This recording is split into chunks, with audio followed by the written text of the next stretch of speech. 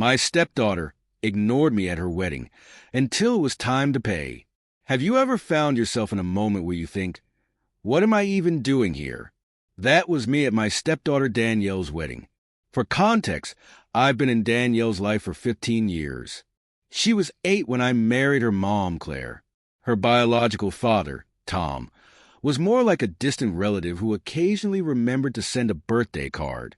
Meanwhile, I was the one who attended parent-teacher conferences, comforted her after her first heartbreak, and taught her how to drive. I thought of her as my daughter. When Danielle got engaged, I was overjoyed.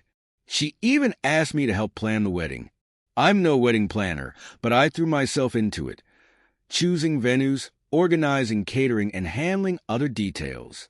I spent a significant amount of money, too, on her dream dress, custom invitations, and flowers flown in from God knows where. I didn't hesitate because, in my heart, she was my daughter. Things started to feel off at the rehearsal dinner.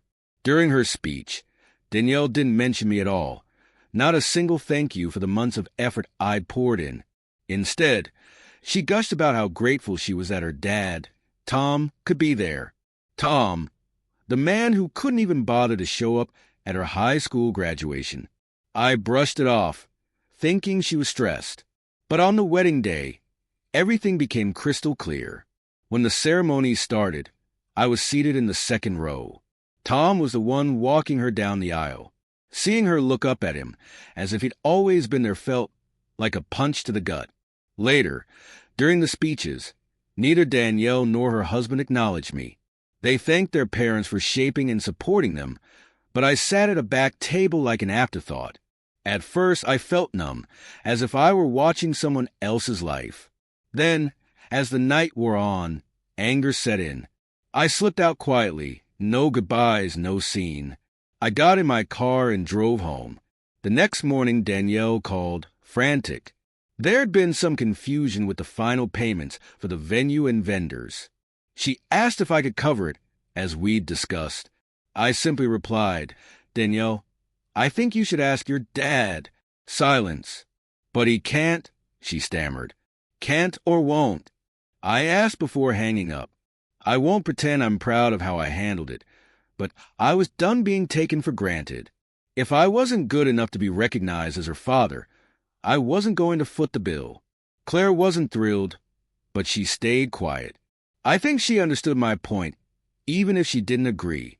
A week later, Danielle called again, not to apologize but to clear the air.